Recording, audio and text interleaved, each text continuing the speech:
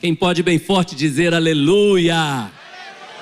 Louvado seja o nome do Senhor. Seja muito bem-vindo ao Ministério Casa do Pai. É uma alegria poder receber você aqui. Você que nos assiste online também, seja muito bem-vindo. Eu espero que hoje seja uma bênção para mim, uma bênção para você. Estamos aqui juntos, buscando a presença do Senhor. Queremos receber tudo que Deus tem para nós. Amém? Então não perca nada. Não deixa nada te distrair. Não deixa ninguém te distrair. Fica com seus olhos atentos ao Senhor, que eu sei, uma palavra que o Senhor nos dá pode mudar tudo.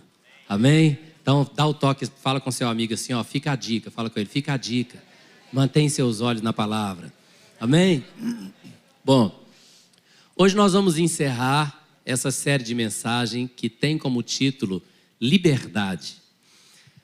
Toda essa série nós falamos muito sobre as nossas emoções, né?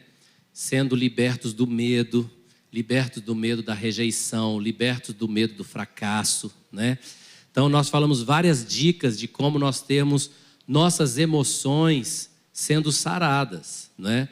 E é impressionante como eu tenho recebido tantos testemunhos de tantas pessoas sendo restauradas nas suas emoções, aplicando aqueles passos, né? Fazendo aquela lista daqueles sentimentos que foi falado aqui, né? Confessando diante do Senhor aqueles sentimentos, buscando saber qual a causa de cada sentimento negativo que nós temos, procurando as pessoas para conversar, procurando a liderança a respeito disso. Eu, pessoalmente, tenho sido muito transformado nos meus sentimentos, nas minhas emoções, através da palavra de Deus, né? E tem sido uma bênção tão grande. Se você não assistiu essa série, se você não estava aqui participando conosco, está lá no nosso canal do YouTube, Ministério Casa do Pai. Assiste lá, vai ser uma bênção para você. Hoje, então, o foco vai mudar um pouco, porque nós não vamos falar tanto, a ênfase não vai estar tanto nos nossos sentimentos, apesar de que hoje nós vamos sim falar de um conflito, não deixa de ser um sentimento, que a gente precisa resolver na nossa vida. Quantos aqui já passaram pelo desgosto de ter que assumir responsabilidade e tentar consertar uma decisão errada que você tomou na sua vida? Quantos? É terrível, né não? Você toma aquela decisão, você fala, ai, não devia ter tomado essa decisão, agora eu tenho que lidar com as consequências, não é verdade? Às vezes são decisões que alteram todo o curso da nossa vida. Às vezes são decisões que não, a nossa primeira imagem é que não vai alterar tanto o curso da nossa vida, mas altera também, por exemplo, quando você decide tratar o seu cônjuge sem amor, né? Você toma aquela decisão, você julga assim, não, meu cônjuge está merecendo, essa mulher minha está muito ruim e eu vou dar uma resposta bem dura para ela e tal. Aí você decide fazer aquilo, às vezes até de uma maneira inconsciente, mas não deixou de ser uma decisão, porque você optou por fazer daquele jeito, né? E se a gente ama Jesus, nós vamos ter que nos arrepender, ir lá e pedir perdão e falar, meu amor, me perdoe, eu agi com você daquele jeito, sem amor, não é assim? Às vezes nós tratamos os outros no nosso trabalho, né, na faculdade onde nós estudamos, às vezes a pessoa pisa na bola com a gente, né, retruca, dá uma resposta dura e tal, e depois a gente fica sentindo mal, e a gente tem que consertar aquilo, e é um tanto ruim ter que consertar aquele erro. Quem já passou por isso? Não é assim? Então, o título de hoje é esse aqui, ó, Libertos da Angústia da Decisão. A decisão, ela pode ser uma angústia no sentido de ter que consertar a decisão, mas também uma angústia de ter que decidir. Por exemplo, eu falei aqui há algum tempo atrás em uma mensagem sobre uma pesquisa que foi feita a respeito de decisão. Por exemplo, se eu falar com você assim hoje, ei, vamos comer um churrasco comigo depois do culto? É uma decisão fácil para você. Você vai dizer sim ou não. É fácil decidir. Mas se eu falar com você assim, olha, eu queria que você fosse comer comigo depois do culto, aqui tem um lugar que tem um churrasco muito bom, mas se você não gostar de churrasco, bem pertinho também, poucas quadras para frente tem um lugar que tem um sushi maravilhoso, nós podemos ir lá comer sushi. Talvez você não goste de churrasco nem sushi, então a gente pode ir lá na Varjota, ter uma casa de massa lá, italiana, delícia aquela casa de massa, nós podemos comer uma massa e tal. Ou se você não quiser, podemos comer uma pizza ou tomar um açaí. À medida que eu vou falando essas coisas, a tendência da nossa mente é ir desanimando, assim, abaixando, sabe? É tanta opção, é tanta que... Então, a ciência tem mostrado que nós não gostamos de decidir no meio de tantas opções. É mais fácil eu só falar com você, ei, vamos comer um churrasco depois do culto? Você está entendendo? Então, às vezes, até o fato de tomar uma decisão é difícil para o homem. Ter que lidar com a consequência das decisões é ainda mais difícil. Agora, tem algo na palavra de Deus que é muito precioso, que eu quero falar com você hoje. Desde que eu era pequenininho, eu assistia desenho animado. E, por exemplo, Pica-Pau, Tom e Jerry, esses desenhos da minha época era isso aí, viu, gente? Chamava desenho porque era desenhado mesmo. E aí sempre tinha aquela cena onde o Pica-Pau, ou o Tom, ou o Jerry estava lá, e aí de repente aparecia um capetinho assim, falando com ele, faz assim, tarararará, faz aquela coisa errada lá. Aí de repente aparecia um anjo, plim, não faz, você não é assim, do mal. E sempre ficava aquela luta na cabeça deles entre o bem e o mal. E muitas vezes nós temos cometido o erro de até educar os nossos filhos assim, ó, você tem que saber escolher entre o bem e o mal. Quantos aqui concordam que Deus nunca quis que você conhecesse o mal? Mas você sabia, você vai ficar meio chocado com isso que eu vou te falar, mas você sabia que Deus também nunca quis que você conhecesse o bem? Que é isso, pastor? É verdade. Eu vou te explicar. Muita gente acha que vai morar no céu porque está fazendo o bem. Não é isso. Tem muita gente que está fazendo o bem e não vai morar no céu. A vida eterna não está relacionada ao fazer o bem. Você está entendendo? João 17,3, olha o que diz esse texto. Ó. E a vida eterna é esta, que conheçam a ti, o único Deus verdadeiro, e a Jesus Cristo a quem enviaste. Então, a vida eterna não está relacionada a conhecer o bem, mas a conhecer a Deus. O plano de Deus, então, nunca foi que você ficasse decidindo entre o bem e o mal. O plano de Deus é que você conhecesse a Ele e deixasse nas mãos dEle a melhor decisão. Então, quantos se lembram que Eva, não levante sua mão, quantos se lembram que Eva foi lá e comeu aquele fruto do pecado? Não levante sua mão. É uma coisa muito falada, mas é um engano. Eva nunca comeu nenhum fruto do pecado. Olha o que Eva comeu e que havia sido proibido de comer. Gênesis 2,17 diz assim, ó, mas da árvore do conhecimento de quê? Do bem e do mal. Veja que não era proibido comer só da árvore do conhecimento do mal. A árvore não era do conhecimento do mal. A árvore era do conhecimento do bem e do mal. Não era ideia de Deus, não era plano de Deus que o homem tivesse ciência de bem e mal, bem e mal, bem e mal. Para o homem nunca ter que decidir entre o que o homem acha que é bem e o que o homem acha que é mal. Por quê? Porque o homem tem uma visão limitada. Você só enxerga a sua vida daqui para trás. Há 1.500 anos atrás, todo mundo achava que a Terra era plana. A ciência mudou, descobriu que a Terra não era plana. Hoje todo mundo, com algumas raras exceções, 99,9% concordam com a ciência e com as provas que a Terra é redonda.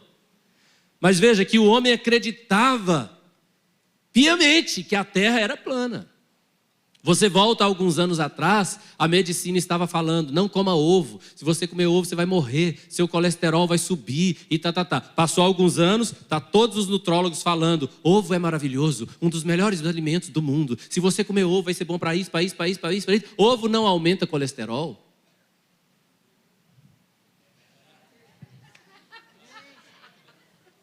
Você está entendendo? O conhecimento do homem é limitado. Então, quando o homem começa a decidir, ele está decidindo dentro de uma limitação. Às vezes o homem tem certeza que está certo, mas está errado. Pastor William, um amigo meu, ele fala essa frase que é muito forte. O fato de você estar convicto não te faz estar correto. Você pode estar sinceramente enganado. Então, muitas vezes o homem está decidindo baseado no que ele acha. Você já viu aqueles adolescentes apaixonados, né? Aquela menina que fala, ai meu Deus, ele é maravilhoso, ele é tão educado, tão legal. Ela não sabe o que vai acontecer daqui a uns anos. Os mais velhos riram e os adolescentes ficaram sem entender. Porque a visão é limitada, a visão é pequena. E às vezes, por causa da certeza do momento, decidimos e temos que lidar com as consequências. Então guarda essa frase no seu coração. Ao invés do conflito da decisão, podemos ter a paz da rendição. Deixa eu te explicar o que é a paz da rendição. Quando você conhece a Deus, confia em Deus, e Deus fala com você, não coma desse fruto. Entendeu? E você só se rende na bondade de Deus, e você só acredita, e você só fala, se Deus falou para eu não comer, eu acredito nele, e eu não vou comer. Você não tem que decidir entre comer e não comer. Você só tem que se render. Ele já decidiu que não é para você comer. Se você obedecer, você vai ter paz. Então, se a minha esposa pisar na bola comigo, e eu for tomar uma decisão na carne, eu vou ficar pensando, não, mas ela está merecendo um gelo. Né? Ela está merecendo, que ela está muito... Então eu não vou, também vou tratar ela bem duro. Aí, o que eu estou fazendo? Eu estou decidindo fora da palavra. Fora do que Deus já me mandou fazer, porque Deus me mandou tratar a minha esposa como parte mais frágil. Deus já me mandou viver a vida comum do lar com discernimento, sabe? Tratando a esposa como parte mais frágil, visto que somos herdeiros da mesma graça, para que não sejam interrompidas as minhas orações. Entendeu? Deus já falou na palavra dele, maridos, não tratai vossas esposas com amargura. Então, quando eu faço isso, eu estou tomando uma decisão contrária à palavra de Deus, eu vou ter que lidar com as consequências. Agora, eu tenho conversado sobre esse assunto que eu vou entrar nele aqui com muita gente aqui da igreja. Para alguns aqui, eu dei até um spoiler disso aqui durante essa semana. Veja bem, eu não estou falando mal de ninguém aqui especificamente, tá? De ninguém. Mas eu vou sim falar mal de um tipo de ensino que tem se espalhado, inclusive dentro da igreja.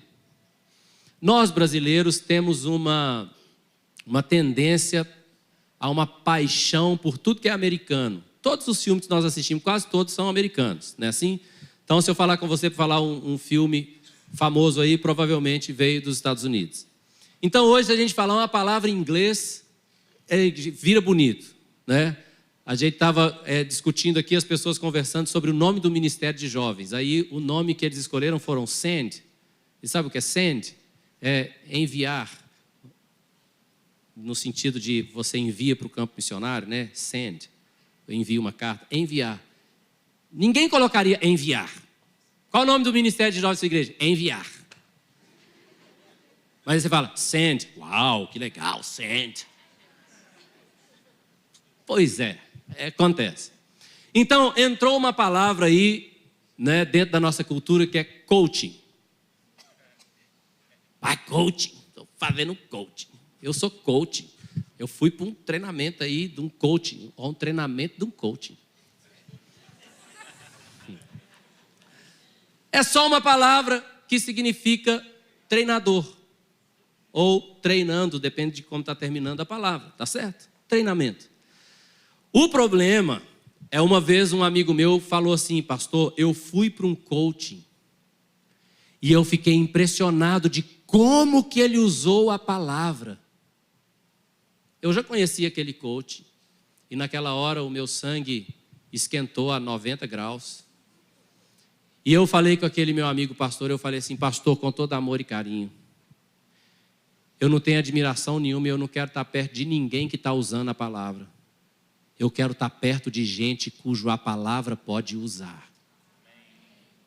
Pastor, qual que é a diferença? A diferença é que aquele que usa a palavra, ele pega a palavra, pega textos da palavra para fazer a palavra dizer o que ele quer dizer. Eu não quero isso. Mas tem aquela outra pessoa que se coloca à disposição da palavra para a pessoa falar o que a palavra diz. É totalmente diferente. E um ensino terrível que se espalhou nessa cultura do coaching usando a Bíblia é esse ensino mais ou menos assim: você tem que ter equilíbrio na sua vida. Você quer ter uma vida bem-sucedida? Então você tem que ter equilíbrio. Você tem, assim, a sua vida financeira equilibrada. Aí a sua vida familiar, família é um pilar equilibrado. Aí você tem aqui um outro pilar, que é a sua saúde física. Aí vai equilibrando essas pernas. Aí você tem sua saúde emocional. Aí é outra perna que vai equilibrar a sua vida. E Deus.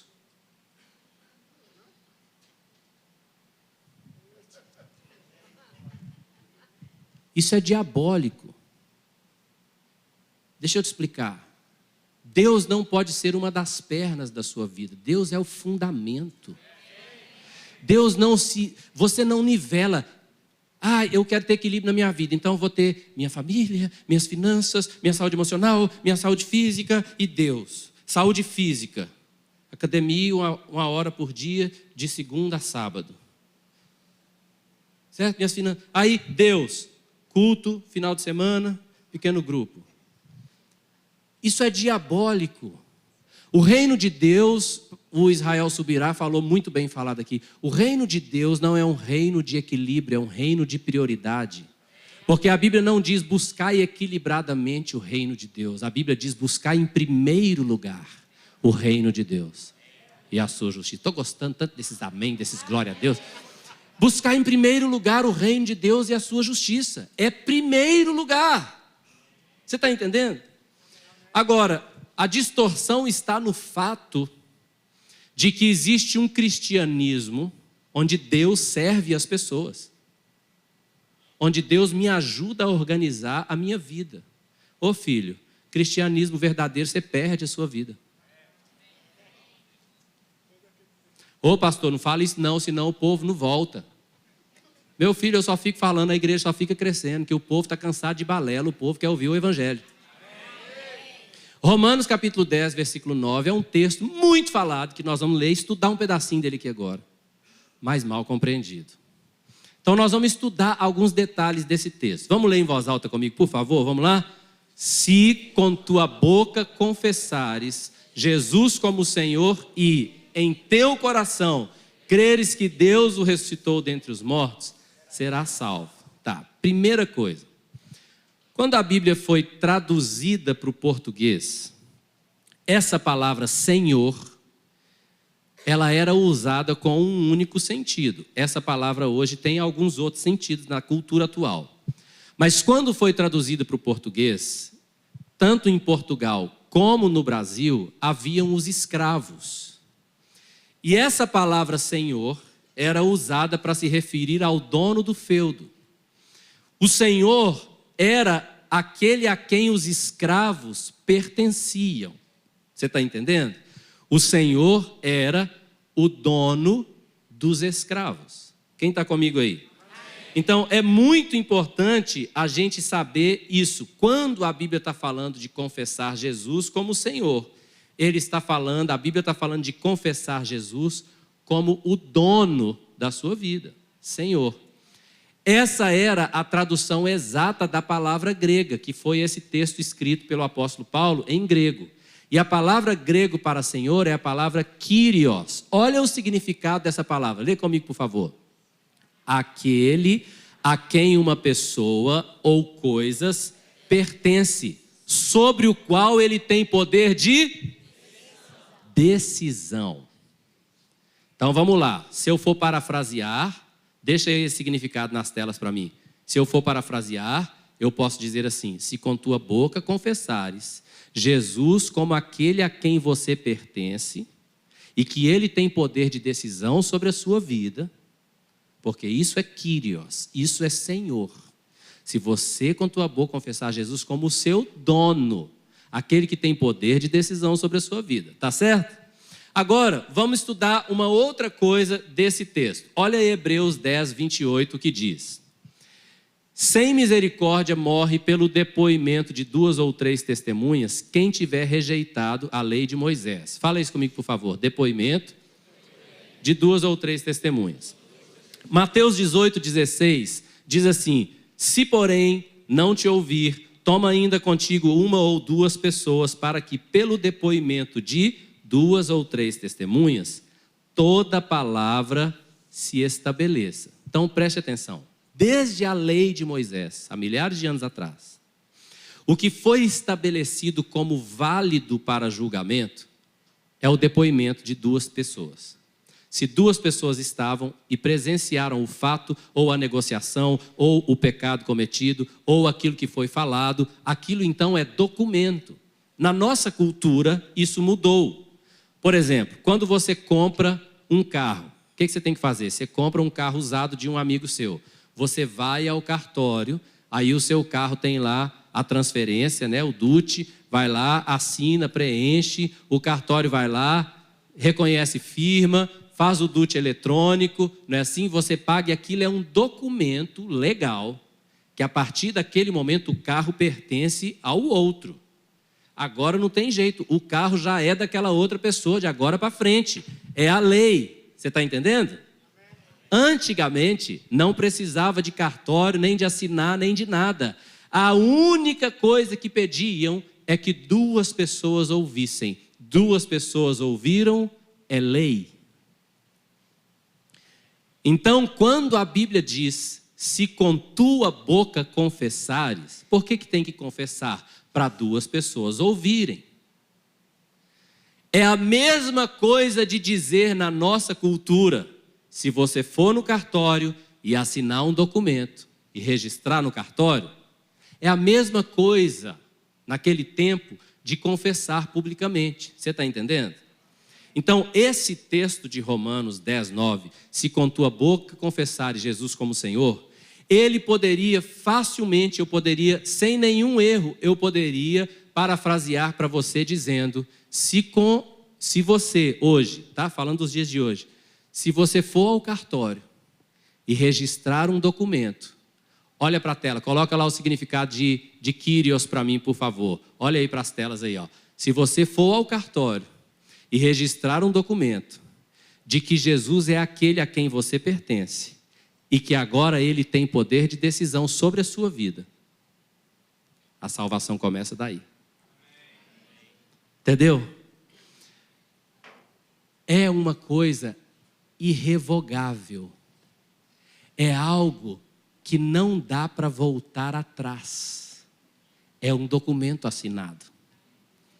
A grande questão de hoje é que muitas pessoas, elas, entre aspas, entregam sua vida a Jesus, assim, meio de mentirinha, sabe? É aquelas pessoas que topam tudo. Entrega sua vida a Jesus, é bom? Ah, então entrega, minha vida é sua, Jesus. Amanhã ele está com o vizinho dele fala, toma um passe. Ele fala, é bom? Toma o passe na hora. Chega o final do ano, tem que pular as ondas. Pulo. Entendeu? As pessoas precisam virar a chave e começar a entender que Jesus ser o Senhor é Jesus ser o dono das nossas vidas. Para sempre. Documento assinado, Ele decide. Amém? Você está comigo? eu quero te mostrar o que acontecia na prática, na igreja primitiva, quando eles entregavam a vida a Jesus. Olha como era a vida da igreja primitiva, Atos 2, 44 a 46, olha o que diz. Todos os que creram, acreditaram, todos os que creram, estavam juntos e tinham tudo, fala comigo, tudo em comum. O que é tudo em comum? Nada é seu, nada é meu, tudo é nosso, tudo em comum. Olha o que eles faziam.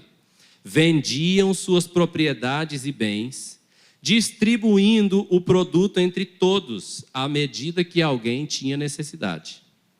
Diariamente perseveravam no templo, partiam o pão de casa em casa e tomavam suas refeições com alegria e singeleza de coração. Ué, pastor, como é que esse povo arrumava tempo para estar todo dia em comunhão? Nós não tínhamos que arrumar tempo. O Senhor falou para eles fazerem e eles eram pessoas que pertenciam ao Senhor, o Senhor decidiu. E eles iam obedecer o que o Senhor decidiu. Entendeu? Não era decisão deles. Eles agora tinham um dono. E o dono tinha ensinado. Tem que fazer assim. Ah, é? Então tá. Então vou fazer assim. Porque o Senhor decidiu. Porque Ele é o Senhor. Eu sou o servo. Entendeu? Esse cristianismo onde eu quero servir a Deus e manter a minha vida não funciona. Jesus falou, Mateus 16, 25, assim, ó. Portanto, quem quiser salvar a sua vida, perdê-la-á. E quem perder a vida por minha causa, achá-la-á. Não, pastor, deixa eu te falar. Eu gosto muito da sua igreja. Sua igreja é legal, eu gosto, o louvor é bom e tal. Mas deixa eu te falar, pastor. Eu gosto, eu vou ficar vindo, eu gosto do Senhor. Eu vou ficar vindo. Mas eu quero manter a minha vida. O diabo vai falar com você assim, perdeu, playboy. Perdeu, maluco. Se você quiser salvar a sua vida, manter suas vontades, seus desejos, seus prazeres, se você quiser manter, você vai perder a vida de Deus.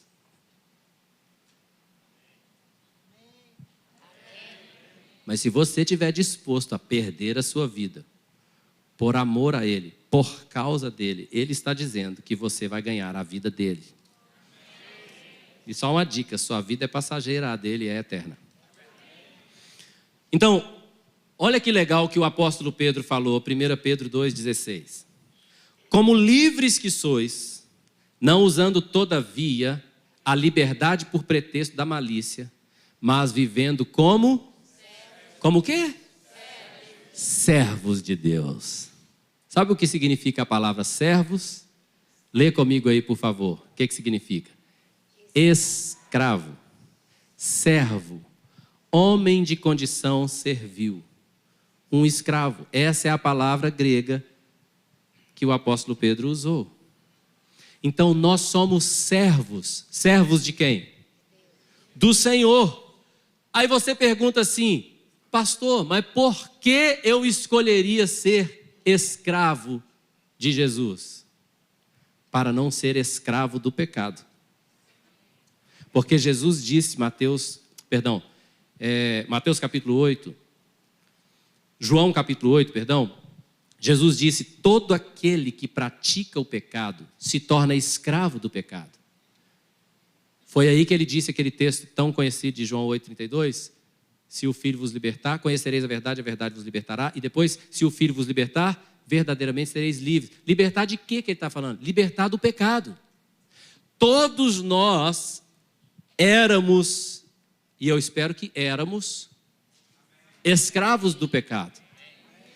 E para sermos libertos do pecado, Jesus não chegou e falou assim, olha, pode sair daí. Foi assim não, nós éramos escravos, nós tínhamos um dono que dominava sobre nós, seu nome era Satanás. Para nos tirar de lá, Jesus teve que pagar com o próprio sangue, com a própria vida, e foi pagando um preço tão alto que Ele nos libertou do império das trevas e nos transportou para o reino do Filho do seu amor. Então, por que eu sou escravo de Cristo? Porque Ele me comprou e me tirou do poder da escravidão do pecado, das garras de Satanás. Mas agora eu pertenço àquele que me comprou. Eu sou um servo. Você está entendendo o que eu estou dizendo ou não? Então, como servos, nós precisamos nos submeter ao governo de Deus.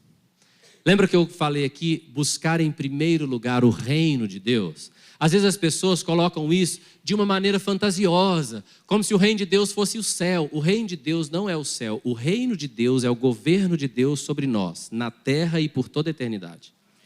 Então, essa palavra governo significa Deus governando, significa Deus reinando, Ele como rei. Então, buscar em primeiro lugar o reino de Deus é buscar em primeiro lugar que Ele reine, que Ele governe, que eu faça aquilo que Ele diz para eu fazer. Então, eu estava dando o exemplo do marido e da mulher, né? O seu cônjuge vai lá e pisa na bola, pá! Aí você quer decidir revidar. Você quer decidir, não, eu também não sei o quê, eu não aceito isso, tá. Quando você faz isso, Deus não está governando. Por quê? Porque eu vou falar com você agora rapidamente de 3 maneiras de Deus governar. A primeira maneira é a palavra. Deus nos governa através da sua palavra. Ou seja, quando a palavra diz para mim, marido, ame a sua esposa como Cristo amou a igreja e a si mesmo se deu por ela. Então, o que eu tenho que fazer não é o que eu sinto, o que eu quero, eu não tenho que decidir como que eu faço, eu tenho que fazer como o Senhor já disse, e amar a minha esposa. Fácil? Facinho. Porque a minha esposa é legal, agora se a sua esposa não é legal, aí não sei. Mas sendo legal ou não sendo legal, o governo de Deus me ensina a ser um marido amoroso. Toda vez que eu piso fora disso, eu decidi errado e tenho que lidar com as consequências. Você está entendendo o que eu estou dizendo? Então, o governo de Deus é eu saber fazer exatamente o que o Senhor me mandou fazer. E onde está tudo que o Senhor me mandou fazer? Na palavra. Talvez você fale assim, pastor, mas eu não sei como é que é ser um marido de acordo com o governo do Senhor. Curso Família Cristã, está aí para isso. Entendeu? Pastor, mas eu não sei como é que é ter o reino de Deus sobre a minha vida. O curso da classe da nova criatura está aí para te ensinar, vai fazer o curso. Está entendendo o que eu estou falando? Nós temos que deixar a palavra do Senhor nos governar, porque Ele é o Senhor. Agora, quando nós nos submetemos ao governo de Deus, quais são as 3 formas que eu falei do Senhor governar as nossas vidas? A número 1 é a palavra de Deus. Número 2 é o Espírito Santo, que sempre vai falar o que já está na palavra de Deus. É o Espírito Santo quem inspirou a palavra. Ele nunca vai falar nada contra a palavra, né? Então, às vezes, a gente quer decidir uma coisa, o Espírito Santo fala assim, decide não. Faça não. Aí você fala, mas Senhor, eu vou ter um lucro tão grande. O Espírito Santo fala, faça não. Aí o que a gente faz? Obedece. Porque Ele é o nosso Senhor. A gente fala, tudo bem, Espírito Santo. Eu queria fazer aquela outra coisa, mas eu pertenço ao Senhor. O Senhor falou para eu fazer essa coisa, então eu vou fazer. Louvado seja o teu nome. E aí você se livra da angústia de tomar uma decisão fora da vontade de Deus e ter que lidar com ela de novo. Entendeu? Então a outra maneira é o Espírito Santo. A terceira maneira é o conselho. Deus vai nos dirigir muito através do conselho. Conselho de quem? O conselho da igreja. Nunca seria o conselho do ímpio. Lembra do Salmo 1? Quem lembra do Salmo 1? Bem-aventurado o homem que não anda no conselho dos ímpios, nem se detém no caminho dos pecadores, nem se assenta na roda dos escarnecedores. Antes o seu prazer está na lei do Senhor, e na sua lei medita de dia e de noite. Entendeu? Então, quando nós deixamos Deus governar, nós vamos desfrutar da paz da rendição. A paz de estar rendido a Deus. Às vezes você tem uma pessoa que te ofendeu profundamente e você quer pisar no pescoço dela. Mas aí a palavra de Deus nos ensina a buscar conciliação. A palavra de Deus nos ensina a nos humilhar. A gente nunca busca reconciliação com alguém falando assim: eu vim aqui para te dizer que você acabou comigo, você pisou no meu pescoço, na minha cabeça, mas eu te perdoo em nome de Jesus. Isso não é reconciliação. É você que se humilha, você que pede perdão, você que fala: eu errei. Quantos filhos, gente, Deus tenha misericórdia dos pais, quantos filhos ficam pisando nos pais? Sabe, xinga o pai, sai, bate a porta, e pá, e não sei o quê, e fala duro com o pai, fica com raiva do pai. O pai que te criou, que trocou suas fraldas, que te deu comida, que te deu roupa, que pagou sua escola, que faz tudo para você. Meu Deus do céu, filho. Nós que somos filhos, nós temos que ter o coração muito quebrantado de ir lá e falar: ô meu papai, mamãe, desculpa, perdão, ô meu pai, me perdoe. A Bíblia diz que nós temos que honrar pai e mãe. Entendeu? Então nós temos que deixar o governo de Deus sobre as nossas vidas. Amém? Então repita comigo assim: o reino de Deus em primeiro lugar. Vamos de novo? O reino de Deus em primeiro lugar. Outra frase que eu gostaria que você lesse comigo. Lê comigo assim, ó: quando a palavra nos dirige, o Senhor nos governa. Vamos de novo? Quando a palavra nos dirige, o Senhor nos governa. Amém? É o governo de Deus sobre nós. Agora, eu quero ler rapidamente com você um fato que aconteceu. Vai ser o último texto que nós vamos ler.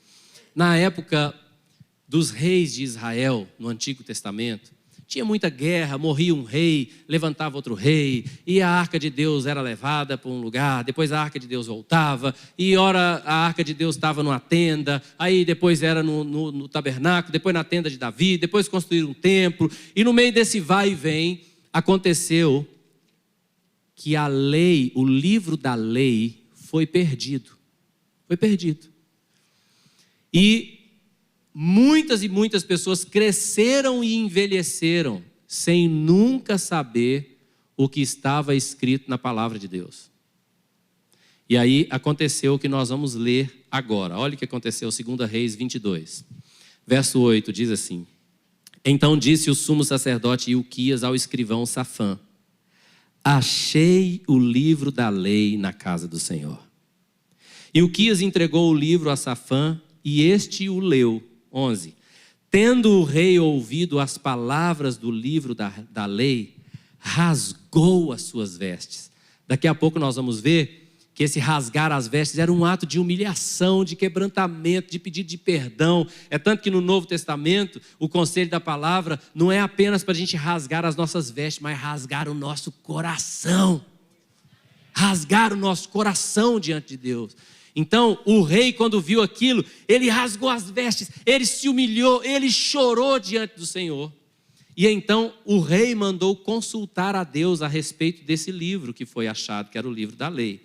Então, olha o que diz, próximo versículo 13.